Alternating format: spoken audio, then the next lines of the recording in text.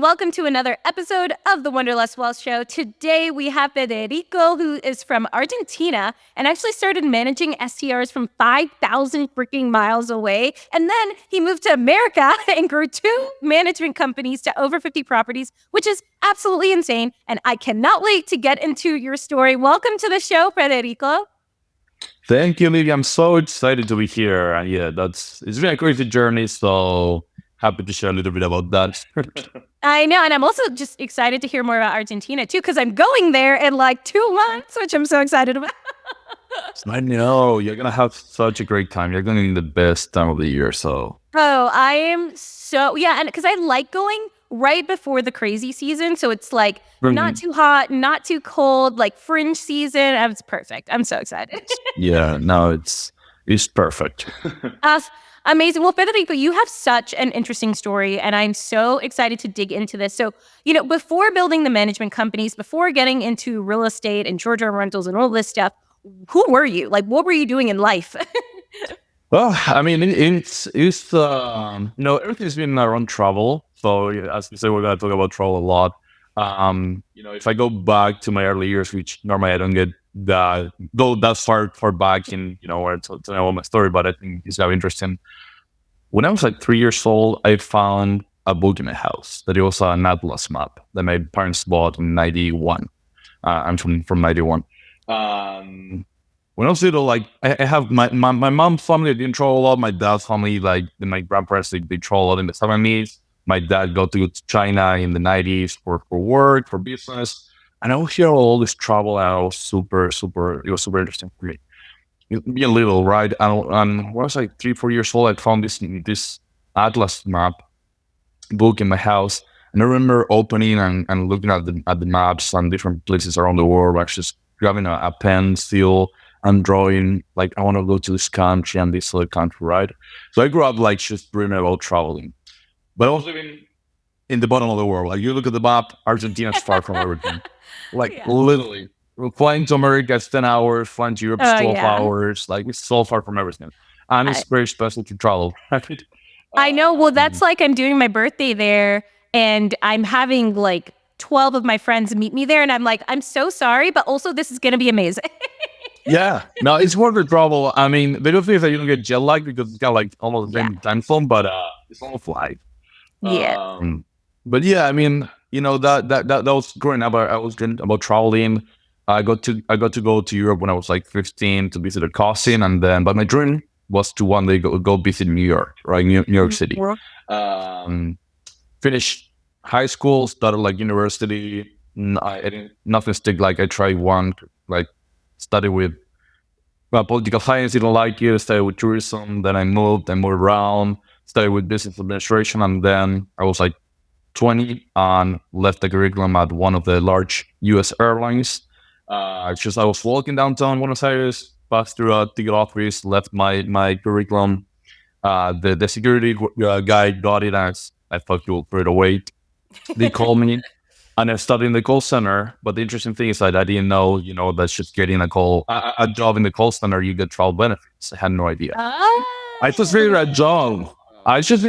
But it's just getting to pick up the phone and do like sales for reservations and stuff. You get the free travel basically, and that opened the doors for me, to travel around the world.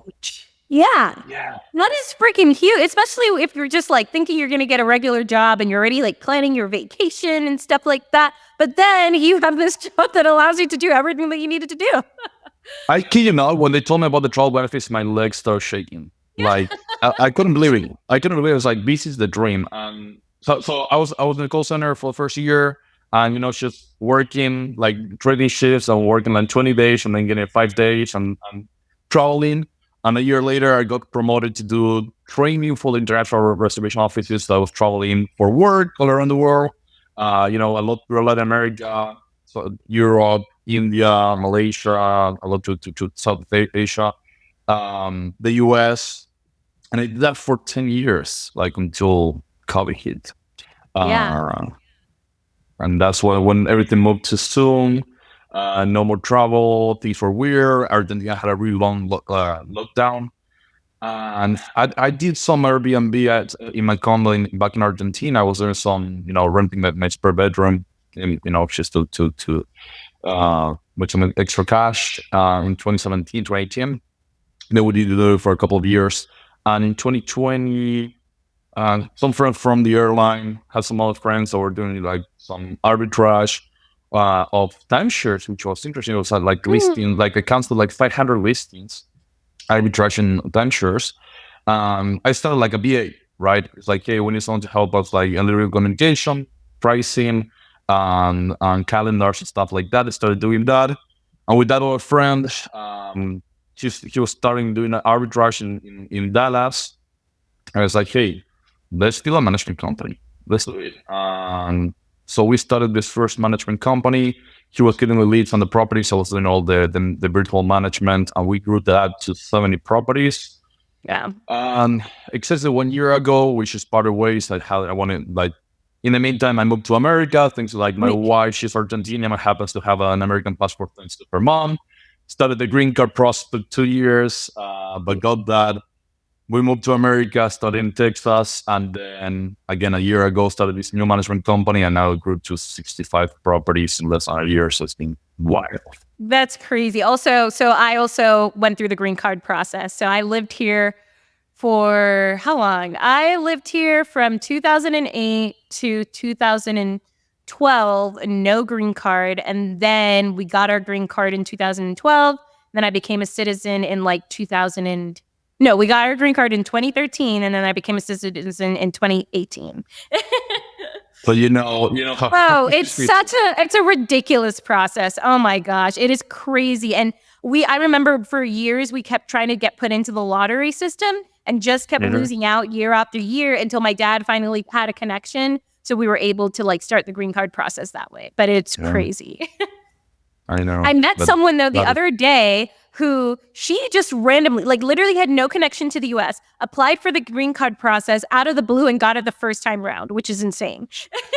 Some people get lucky. Yeah, I met people who got it through the lottery. Like for us, again, it was easy for me being like married to an American by the birth. But like normally the process I use when like you live outside and the person you're married to lives in America, so we had like kind of like a weird case. So we had to prove a lot of things, and it was challenging, but we got it. And I remember, so it was funny. We got it in.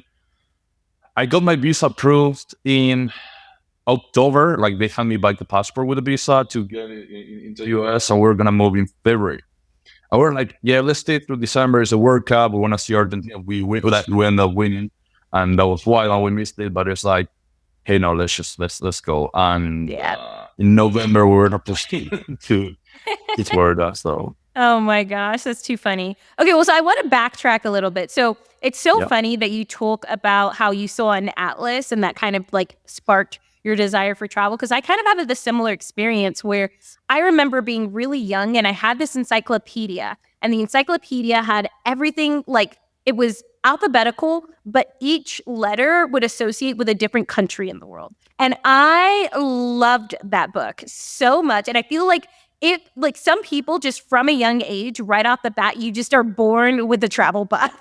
Yeah, for real. And it just completely will just change the trajectory of your life. And then you end up going to places that you never thought you would go, right? And like the craziest guy. Like I always like to go to like not very popular destinations. Yes. Like I always say like a fun icebreaker. I need to Chernobyl to the actual Oh my gosh, cool. Yeah. So that was wild, and places like that you just see in the movies or hear like we've been there. It's pretty nice.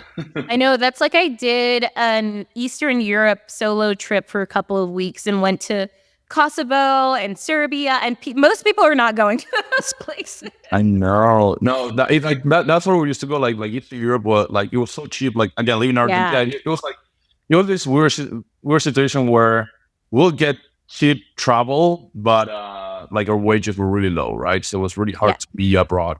So we had to pick like cheap destinations. So we've been to like Belarus, and like our honeymoon, we went to Armenia, Yes. Georgia, Azerbaijan, and places like that. That was like, well, it's affordable and as far as nice, so that's good, and that's how we get to travel a lot. No, that is so cool. And it's so interesting because you got this job with Travel That It Fits. So I guess while you were working this job for 10 years, did you ever think about doing something else, or were you kind of pretty happy and content in the job? No, so I come from a house where it was like study, get a job, and just the classic career, right? It's funny because right before COVID hit, like it was March 2020, right? So December 2019, like in 2019, I started to follow some people on YouTube, like talking about financial freedom and stuff like that. And we did a vacation for the holidays. Went to Cordoba in the middle of Argentina to the mountains, and I just like said, hey, I want to read a few books, and I got Poor Dad Rich Dad and those classic books. And I remember reading this like, hey, maybe this is not what life is about. And I was a little bit distressed because like in Argentina within the company I had like a ceiling and I was already accomplishing a lot of things. And I wanted to move to the US, right? And that was before, we got married and all of that. Or right when we got married, but before we got married, I tried to get to the company to relocate to the US. And a lot of people wanted me in the US because I've done a really good job as an employee. When I tried to apply, they said no because I didn't have a college degree, and that was like a limitation for them to sponsor my visa to move to America. And that was heartbreaking for me. That was like a breaking point. It's like, hey, okay, it's not gonna happen this way, right? And I say, okay, I need to figure something out. And I'll say I always have like the hustler, spark in me. I was always looking to side gigs and side jobs, stuff like that. Hospitality is something that I experienced it myself. Again, been to over 60 countries, flown over 1,000,000 miles. I got to travel first class a lot of times. So, that was the ironic thing, right? Flying first class and then going to the cheapest hostel in the city. Yeah. it was I love it. I love it. it was crazy. I mean, like so Hey, many do what times, you gotta right? do. It was a crazy life. Or I would go for business, a beautiful hotel, and finish the business trip and just like get a few days off and then going again to the cheapest places. But I got Yeah, to experience everything, the good, bad, the budget, the luxury. And yeah, I just love hospitality, love, people and love travel. So I think, the transition to short-term rentals was pretty seamless. It was like, okay, it's just a different side of the same, just business. So that's been completely. pretty nice. Yeah, and it's so interesting that you talk about, you tried to move up in the company and tried to kind of get a position that would be more beneficial to you, but then you were just stopped in your tracks. And that happens to so many people. I know that was part of a breaking point for me because I used to work in the oil and gas industry. And the whole enticement about the oil and gas industry was you get to travel, you get to do all of this stuff. But I signed on with the company and went to go work in Covington, Louisiana, which is middle of nowhere, like Gulf of Mexico. I was just like, oh my God, I cannot do this. Uh, I, that's so funny because I'll tell people, right? Yeah, I'll draw a lot, but I wouldn't post. If I would be away for a month, I'll, just post on Instagram the nice weekends getaways. Yeah. When I'm staying in some random city in the worst hotel, not, we'll go to some cities where we have offices where, it's not popular or it's just like a regular Yes. hotel, nothing to do around. Well, we're going to Texas, like, we're being somewhere on a highway, not in the city, not in downtown. It's not popular. So after years of doing that, you also get a little bit exhausted. And now it's just like, I want to travel for enjoyment. I don't want to be traveling for Yes. Oh business. my gosh. I feel that so hard because traveling for work is so different. Like you burn out of traveling for work versus actually traveling for fun. Yeah. I know I'll spend like sometimes 1, 2, 3 months in different places, and I remember that feeling of waking up in a random hotel bedroom and not knowing where I am or Yeah. how long I've been here. Right? That feeling I took a nap. It's like, where am I? How long are we here? When am I going to be home? It's super weird. Oh But my yeah, gosh. but very, it was nice. Like I wouldn't change it for anything. Yeah, Like it was what I wanted to do. It's just like everything is a cycle, right? I made the completely. most out of it, learned so much, extremely grateful. it was a phase, and it's done. Yeah, and that's the thing. I feel like COVID like created a lot of financial freedom chasers, right? Because it gave Yeah. everyone the time to take a step back and look around and look at how their life has been going. And for most people, it's been fine. I remember for my job was fine. My life was fine. It was all just fine, you know? Yeah. And I just kept thinking, well, is this it? I gave me the time and the space to think about that. And I'm so thankful for that period of time. And I think so many people are now, because I feel like everyone's back in the hustle and back in the grind. And it's so easy to just keep doing the same thing. And COVID kind of gave us that reminder that you need to take a step back. You need to slow down sometimes, reevaluate, look at where your life and your direction is going. Are you going where you want to be going long term? Exactly. And the weird thing for me, it was the first time in 10 years I was like spending months in one place. Yeah. Like I'll be, used to being away from my wife and the pets and all that. And all of a sudden, like, we're spending like 8 months together, confined in one house. Luckily, I know like for a lot of couples, it was really hard. Luckily for us, it's strengthened our bond, which was great because we used to be apart a lot of time. And now all of a sudden, like, we're spending every day together, all day together. And so different, but it was great. And for me, it's like the first time I can do something for an extended period of time, because that's the other thing that people don't do when you're traveling, right? When you're traveling for work, you are missing out on a routine, gym, classes for something, and you miss out, weddings, so many things I missed. That is also hard. So you get to appreciate that other side as well. I know, that's like, I have been nomading for the last 2 years, like pretty much full-time nomad. And I finally purchased my house here in Denver. And I'm just so happy to have stability. I've got my 7 a.m. workout every day. I've got the routine going. And don't get me wrong, I still love travel and I'm still going to travel quite a bit. But I realize for me, like, I just love having my home base and like my people here. I'm not constantly having to make new friends, all of that stuff.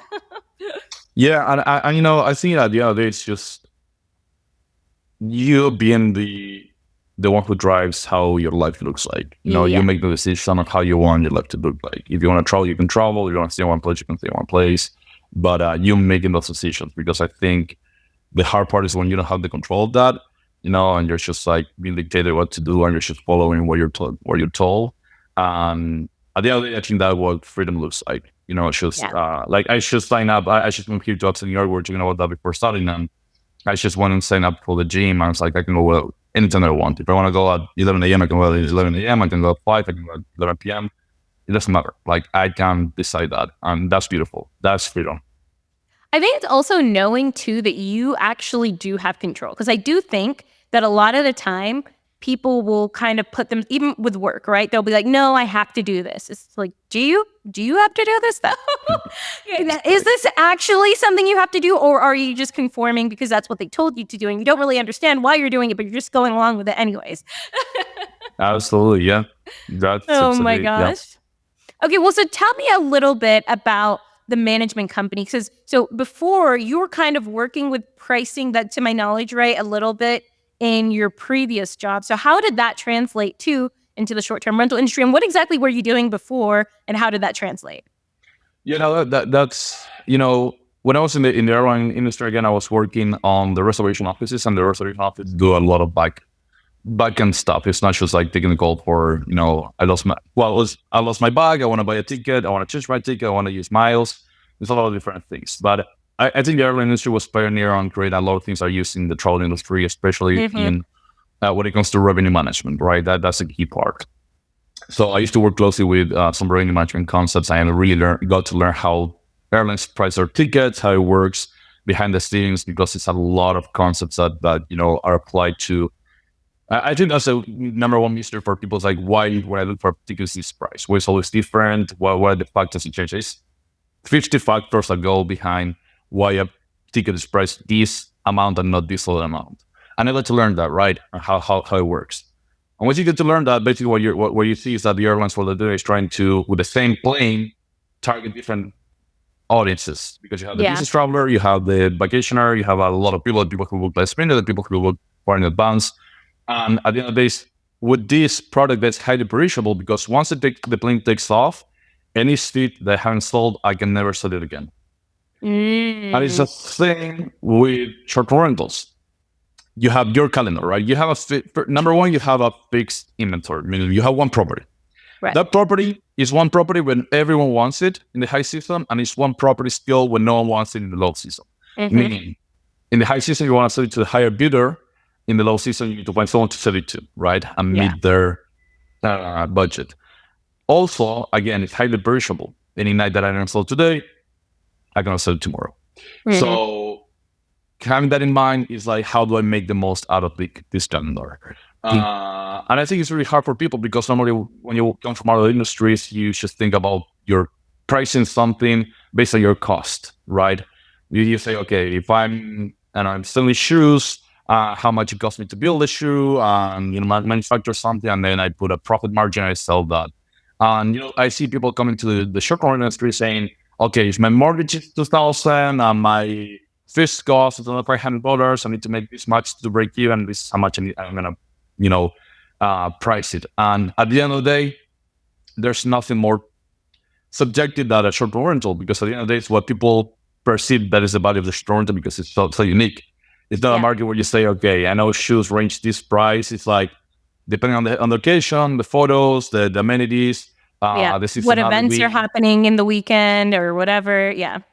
So many factors. So when I came from the airline, again, it's like, okay, I had the pricing mentality, I know how to do this. The other part is operations and SOPs, because when you're handling reservations, you have like these common questions, like, I want to travel with a pet.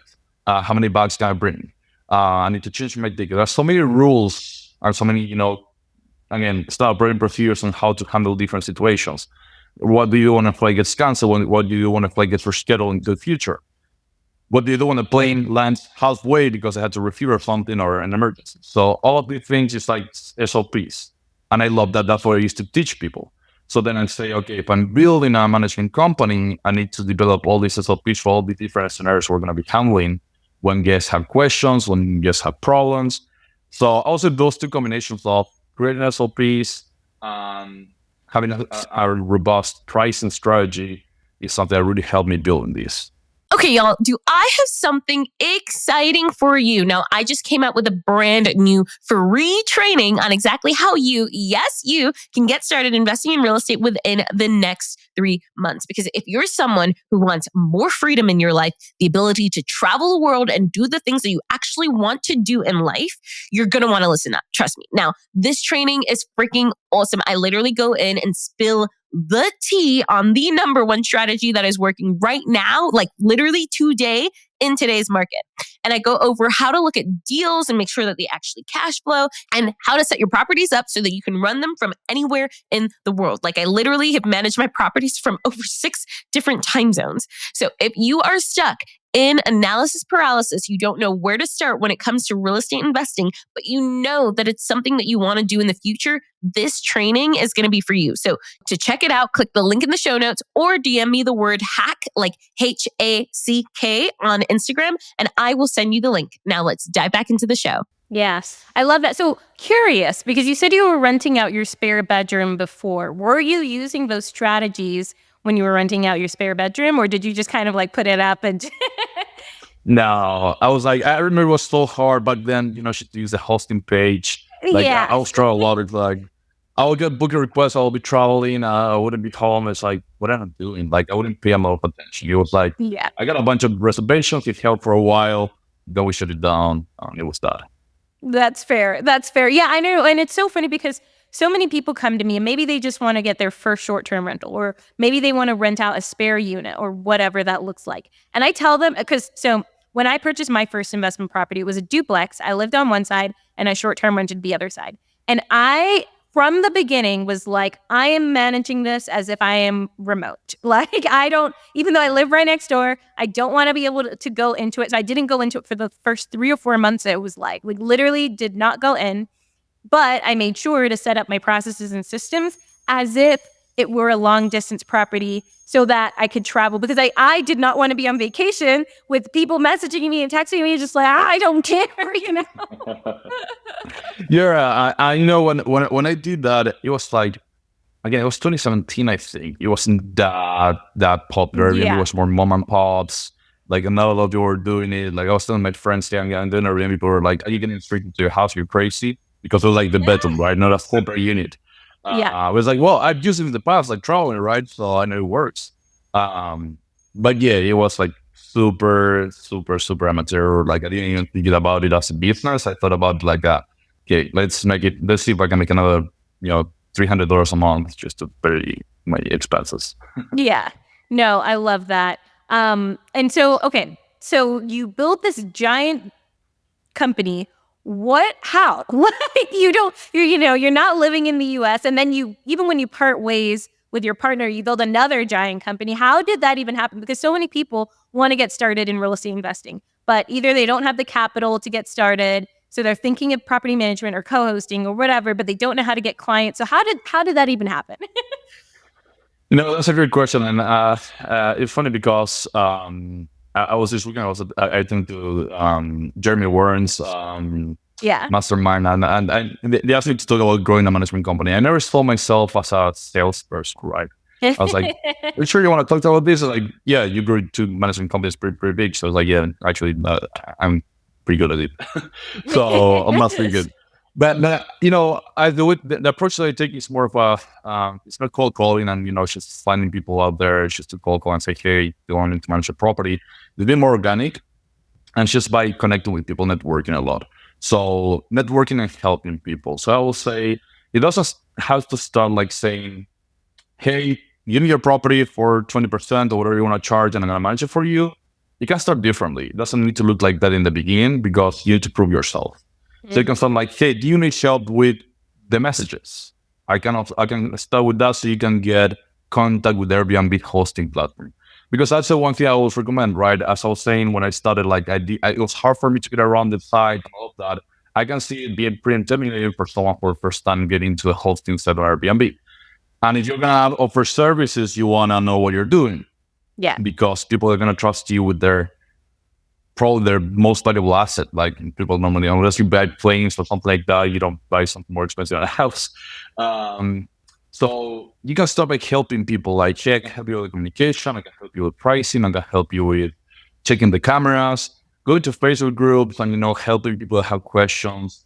And start networking, putting yourself out there. You don't need to create an Instagram account and become a personality to do that. You just need to go to your community, see what people are needing help with, and then turning that into, potential clients. Like a lot of my clients start like a one-on-one call to figure out pricing, a one-on-one call to, figure out something, or even something I've done in the past is like in my Instagram account posting like, hey, send me your Instagram, your link to your Airbnb listing, and I'm going to give you some tips. And I help hundreds of people, and some people will reach out and say, hey, these are great tips, go bookings, will you mind, helping me a little bit more? And that turns into a management client as well. Yeah. No, that makes so much sense, because even for me, like my cleaners has like slowly essentially become my property managers. It's like you keep giving them a couple more tasks, and then you're like, okay, well, you're basically acting as a property manager, having to pay you extra for it. But like they had to keep proving themselves and like building that rapport, building that trust, so that I felt comfortable passing that on to them, right? And it's like, you don't have to start with anything big. You can start with doing small things. And like for them, for example, it started out with cleaning out properties, and then it grew from there. But there's so many different ways to do it, because at the end of the day, it's all a relationship business. Exactly, yeah. And that's the one thing that, I learn all the time is just putting yourself out there, going to events, going to, all the conferences, and just talk to people, offer help. And even the things like, the help, it's not that you have to expect something in return all the time. I love helping people. It's just like in return, life, universe, whatever you want to call it, I get a lot of clients out of that. But sometimes it's not even like I go help someone and maybe that person is happy managing the property, they don't need help, but they will refer people to me. Yeah. Right. And that's amazing. And then I learned just like, oh yeah, by the way, this person referred me here. Like, hey man, thank you so much.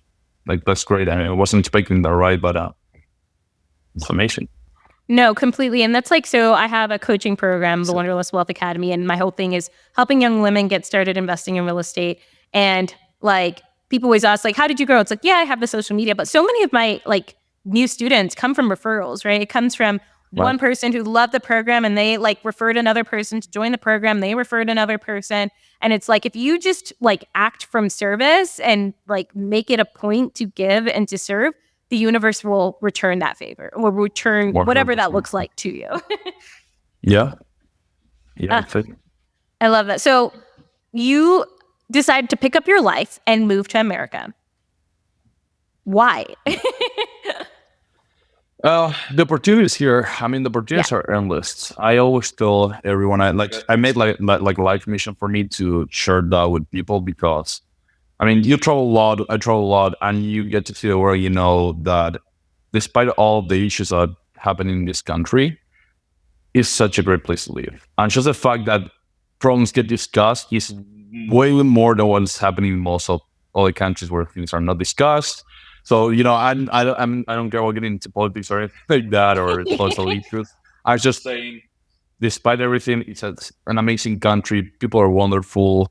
You know, and the opportunities are endless. There's no other country in the world would be many opportunities. People say, oh, you can go to Dubai. Dubai is a tiny country in a tiny city in the desert, and, you know, it's just one city, but it's a huge country, huge economy. It's beautiful. And again, it's just what you can make I'll tell you on the weekend, like what I made in the first year with this management company on revenue, it would have taken me 35 years off the wage of my salary that I have in Argentina, right? Of course, I need to pay expenses and but still, it's mind blowing. I think here, I tell people, like, people trust me with the properties, and I'm an immigrant. I was living outside. And before I have an accent, like, no, English is way better, but, you know, it's just like living here. But before it was worse. And but now I was like, I still, you know, people trust me because I have the skills and I work really hard, and that's the thing. So I always say to people, like, if you come to America, because I told, like, all my friends ask me all the time, how's life there? It's like so much easier than back home, right? Yeah. Everything is way easier. I should say, like, you need to work. You need to work really hard. This country is built for working really hard. If you don't work really hard, if you want to live out of, you know, whatever, it's got to be really hard. But if you wake up, put the work, you know, put yourself out there, you get rewarded. And that's amazing. No, that is so true. I know. And so like my family is from Angola, West Africa. So immigrant family. Mm-hmm. And I've always kind of grown up with the mentality as well that you just kind of like the US is made for opportunity. And it is. And I've seen it. And I tell people all the time, make your money in the US, then go travel and spend half the year wherever you go doing your own thing, spending the money, right? But like for the income perspective, although the US is by far the best and easiest place to make a crap ton of money. Yeah. And, you know, the tax code is made for you to work and then, you know, get benefits if you're a business owner. And that's also like really, really cool, which goes back to the economy. So, yeah. It is incredible. Yeah, and it's so funny because, so kind of like I was saying before, I've been a nomad for the last 2 years. And at the end of the day, I could have picked anywhere in the world to live. Like I could have just been like, whatever, I'm going to go live in Italy. I'm going to go live in Portugal. I don't know, wherever.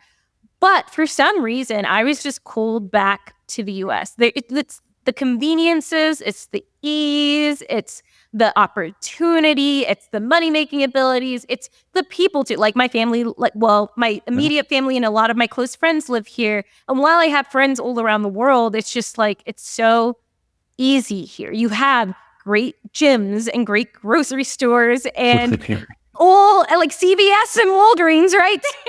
You know? I gotta tell you the story. The first month that I moved here,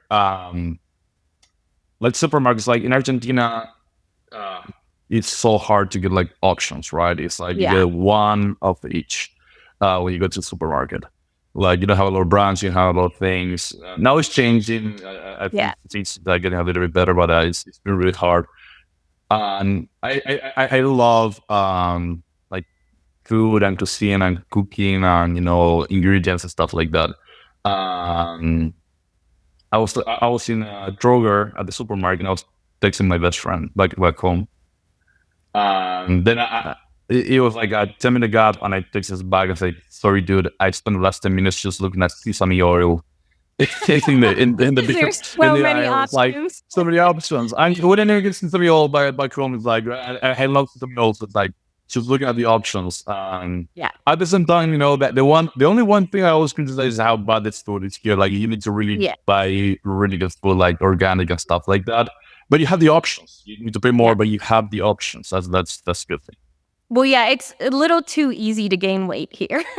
Yeah. Yeah. I guess wow, what it is. is something from Argentina though that you think Argentina does better than the U.S. Friendship and steak. and Now, steak? like, Oh my goodness, Wow. and wine too. Yeah. Wines.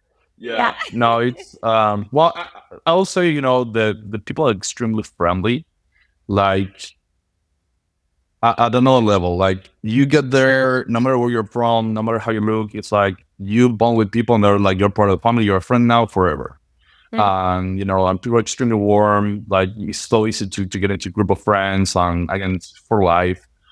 And then the lifestyle is more relaxed, and it's more like Buenos Aires, particularly where I come from, is a walkable city. It looks like it was built to look like Paris and like Madrid. So it's like walkable city with coffee shops and restaurants, and you sit on the sidewalk. So that was like the shocking part for me, moving from that type of city to Texas, where you need to drive everywhere.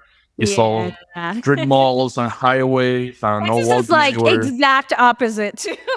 Oh, that was the hardest part for me, and that's the one thing that I should love from Argentina. The food quality is really good, and all the restaurants are great. And that's the one thing that I really miss. And like gatherings, like with my friends, just doing barbecues and getting together. Yeah, on a and random weekday. It's not like, oh, everything let's there's an go- excuse. Everything's an excuse to get together. There's always a barbecue on the weekends. And the barbecue, it's hours. Like you start early, and you're, spend the whole evening at someone's house. So yeah, that I would say that's number one thing that I miss from home. No, yeah, that's so fair. Because so I spent 3 months in Portugal last year just because I felt like it. And I just love the community aspect, right? So everyone after work, it's not, okay, I stay home and get myself ready for the next day. It's, okay, work is done. I go hang out with people. I go socialize. We go to a bar. We go to the park and we go do something, But it's not quite as much the culture here, especially when you start getting into the bigger cities. And then especially if you live outside of like the city center, right? Right. Because then it's like, oh, well, it takes 20 minutes to get to that person, 30 minutes to get to that person. So yeah, and that's why I always say like my future life is definitely spending half of my year in the US, half of my year in like Europe, because I feel like at my core, I'm a European soul. I was born even in the UK, but I just thrive off of that kind of community life. And for whatever reason, that was kind of stripped away here in America. I'm still not entirely sure why, but yeah, no, and I have to say I'm very grateful that I was able to build a community here. And I was talking about before, like Stella and Maddie, and the Carwells are really good friends, and they're married to me and their family now. We hang out together, we travel together, and so I was able to rebuild that here. Can say how thankful I am that they just took me over and I'm part of that group now. And they came to Argentina with us, and it was so funny because we always made fun how exhausted they were because I took them like every day. Was like, okay, today we're gonna do these 5 restaurants. Tomorrow we're gonna do these 5 restaurants. The last day we were doing like a 12-course meal, and they were like, "Dad, like we can't keep going. Like, no, guys, this is what we do here. You need to keep it in. Like, this is the way we do it here." It's late. Like you're gonna see when you go to Argentina, they say New York, the city that doesn't sleep. That's BS. Buenos Aires is really like where you go and you can find any restaurant open at 2 a.m. Like we're late people. Like we have dinner. Like I know we have dinner at 10 p.m. Like which is so okay. That is one thing I will say about just Europe and South America in general. I don't understand that. Like, can we just not start at 6? Because I'm such I love to go to bed early and I love to wake up early, and that is not the case over there. No, it's like it's so like you have to go out like when you're younger, like you go to a bar until 3, 4 a.m. and that's Yeah. when you go to the nightclub. Which is Which I didn't insane. love Like it, when you but think it's about crazy. that, that's insane. Like that's a little bit It's crazy. crazy. It is crazy. No, it is crazy, but it's the way that it is. But I love the fact that you can go to a restaurant at any hour and get a steak at Yeah. 1 a.m. and it's fantastic. That is so fair. Yeah, because it is really annoying in the US because it's like, okay, 10 o'clock, everything's closed. It's just like, okay, but what if I'm running late? I can't eat anymore. I know. Yeah. So No. that's another thing from there. Oh my gosh, I love that. So I guess what is one big thing that you've learned over the last few years creating your management company, going into short-term rentals, and just like completely shifting cultures too? I will say there are a few lessons I learned in the past few years. Number one is like you don't know what you don't know, and it's so important for yourself to be part of programs and be part of communities and be part of you just put yourself or surround yourself with the people that can help you get into the next level. Um, so when you're like with like-minded people, nothing seems impossible. Like the things I'm doing now seemed impossible in the past. Yeah. Like when I see where I'm right now, and I would have never thought I could have achieved so much, right? And it was thanks to again just putting myself out there in the right places with the right people who helped me in this journey and told me a lot of things because I'm curious to learn, right? But if you're not presented with information, you don't know where to even start. So yeah, just joining programs, joining conferences, attending to events. That's been huge. So as I say, your network is your net worth. 100% agree with that. And then I would say the whole thing is just managing people is extremely difficult. That's like the number one thing that I feel like I try to keep it within myself, and it's always trouble because training systems, processes, all of that is like pretty straightforward. It's just pretty linear. Dealing with people, dealing with emotions, everyone's different. It's really hard to get far by yourself, and you need people. But also, again, handling and managing people is extremely difficult. So that's the most exhausting part. What does your team look like? So my team, I have a lot of remote team members. So I have people in Argentina. I have people in Spain, in Armenia, and Pakistan. They all do different roles, but the team is around 10 people. So we're hiring now, so we have a few people leaving. But yeah, and I have basically my business is divided by operations, customer experience, and pricing. So I have two guys that help me with the revenue management, and then I have part of the team working on the operations. I would say like this industry is divided into the service and the product. The service being the customer service, the product being the house or the property. So the operations work with the property, making sure that there will be maintenance, supplies, and all of that. And then the customer service is the front line, the reviews, the communication, and all of that part. So that's basically how we're structuring the business. I love that. That is so cool. Well, I know we are getting to the end of the podcast episode here right now, but I want to ask you the 3 final interview questions that I ask every single person. So number one, what does your ideal perfect day look like? Good question. I will say a perfect day for me is waking up, going out for breakfast, brunch with my wife and the pets, and evening with the friends, also having dinner outside. That's what I love to do, honestly. Yes. That's my perfect day. It's just having good conversations, fulfilling conversations, and just enjoying with friends and the people that I love. Nothing makes me happier than that. So I love that. And that's the thing. What I tell so many people is most people's perfect day is so simple. So simple. So simple. Okay, question number 2. Question number 2. What's your mantra? My mantras. Yeah, or just something that you tell yourself Yeah. over and over again. Yeah, and it's a good question. Yeah. Because it changes over time, Yeah. but I will say, it's just like, I tell myself all the time, like, be proud of yourself and keep going. Like, you got so far, just keep going. Like, in those hard moments where, everything seems difficult, the bad days when nothing works, when I want to quit, I just say, I want to sell this. I just do nothing. But it's just say, I achieve so much, I can deal with anything. So that's my inner talk. I love it. I love that. Okay, last question. What does wealth mean to you? Wealth means not having to worry about doing the things I enjoy. So travel, going to concerts, and going out for dinner. Those are the three things I love the most.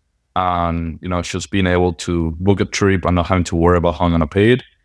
Book a ticket to an event, again, a concert. I love music, so going to see my favorite bands or anything like that. And again, going out for dinner, going out for drinks, and not having to worry about the credit card, which that was that was a lot along something that happened a lot for me back in the day. That is wealth. Yeah, I love that. I love that. Well, this has been absolutely awesome, Federico. If anyone wants to reach out to you, maybe they want property management, maybe they just want to talk to you about Argentina like I did. Yeah. What is the best way for them to reach you? STR Guide. So STR, short-term rentals guide. Instagram, that's the easiest way to find me. And my company is Black Bear Hospitality. So also blackbearagent.com if you want to find us online. Perfect. Well, thank you so much, Federico. I keep wanting to say Federico, even though it's Federico. Everyone says that, and I said I need to change my name because Literally. 99% of people study like that, and yeah, it's fine. Well, and like I used to live in Brazil, so I know a bunch of Federicos. Right. No, it was Oh no my problem. gosh. Oh my gosh. Well, this was awesome. And also, thank you so much for all the Argentina recommendations. I'm so excited. Absolutely. Thank you for having me, Olivia. I really appreciate it. Me too. Bye. Bye. Thank you so much for listening to Wanderlust Wealth Show. Now, don't forget to follow the podcast, or if you're watching on YouTube, make sure to hit that subscribe button. If you love this episode, it would literally mean the world to me if you shared this with a friend or a family member, or literally like anyone off of the street. Like right now, go ahead, share it so you don't forget, or post it on social media and make sure to tag me. I love seeing what you're listening in on and what you resonated with, and I'm just so freaking thankful for you. I'm so freaking excited for you. I love you, and don't forget, life really doesn't have to be hard.